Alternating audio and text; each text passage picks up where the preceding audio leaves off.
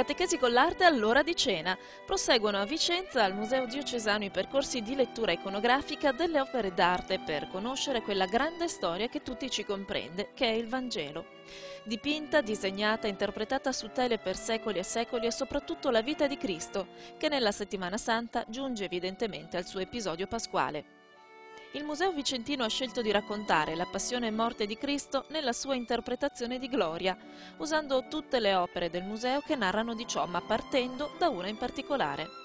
Qui dietro di me ne vedete proprio casualmente una, rappresenta il Noli me tangere, un episodio raccontato, descritto in maniera molto dettagliata dall'Evangelista Giovanni, che dice appunto, che racconta l'apparizione di Cristo risorto a Maria di Magdala nel momento in cui Maria si è recata al sepolcro con il vasetto di mirra. Questo episodio è descritto in maniera essenziale e mirabile da questo artista marchigiano, Giuseppe Diamantini, un pittore che lavora molto anche nel veneziano, anche se tuttavia qui nel vicentino rimane l'unica opera sua attestata.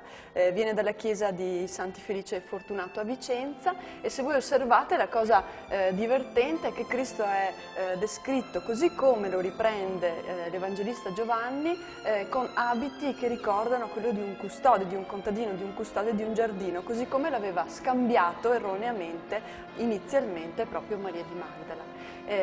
Lo vedete infatti con un cappello di paglia e sulla spalla appoggiata un arnese, una pala, ed è bellissimo questo suo movimento delicato e raffinato, quasi arcuato, che si sposta proprio per non farsi toccare, per non farsi trattenere. Infatti Noli me tangere vuol dire appunto non mi trattenere, perché non era ancora salito verso il Padre, quindi non poteva in qualche modo essere trattenuto da Maria, che invece lo voleva abbracciare nel momento in cui lo riconosce. Interessante anche il sarcofago descritto sullo sfondo della rappresentazione, alle spalle dei due protagonisti, dove vedete accennato a punta di pennello questo bellissimo angelo che naturalmente guarda e indica verso il sarcofago, un sarcofago che ricorda molto quello di Tiziano nell'amor sacro e nell'amor profano, quindi in qualche modo un dettaglio archeologico di notevole valore.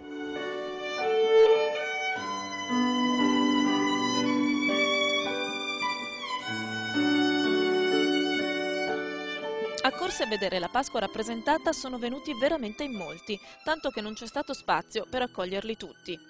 Semplice il format proposto dalla serata: 10 minuti tra lettura biblica e riflessione, un po' di musica e poi spazio all'arte e al museo. Raccontiamo la resurrezione, per cui naturalmente Cristo Redentore, ma anche Cristo risorto con il vessillo in mano, lo stendardo glorioso, quindi vittorioso sulla morte, vestito solitamente di rosso, un rosso che ricorda la gloria, ma anche di bianco, il bianco che ricorda la teofania, o ancora di rosa che ricorda l'illuminazione, la gioia. Questa è la tematica che abbiamo scelto quest'anno. L'anno prossimo, sperando di poter riproporre la serata, probabilmente parleremo della morte e della passione di Cristo, ma come primo appuntamento abbiamo voluto guardare verso la gloria, verso la resurrezione.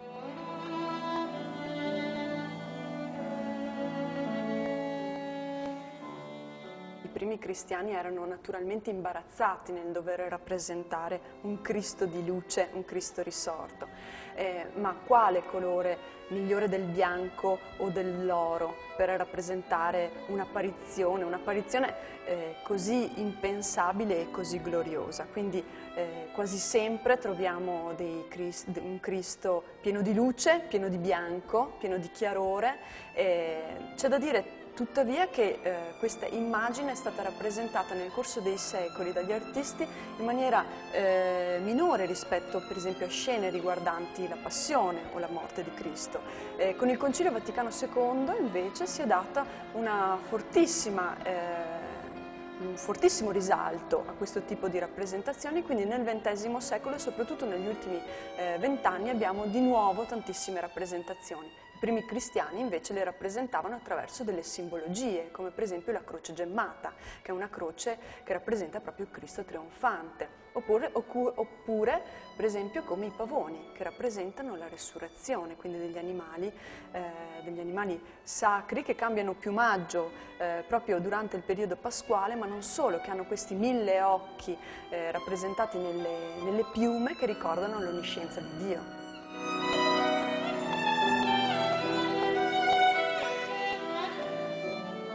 Didattico, didascalico e catechetico. Dalle catacombe fino ad oggi molti artisti hanno reso visibile l'interiore accoglienza del risorto. Hanno offerto cioè non evocazioni di complesse teologie, non illustrazioni di fatti storici, ma traduzioni visive della più misteriosa, profonda e personale esperienza di ogni cristiano e di tutti i cristiani, spiegandolo con il linguaggio dell'arte.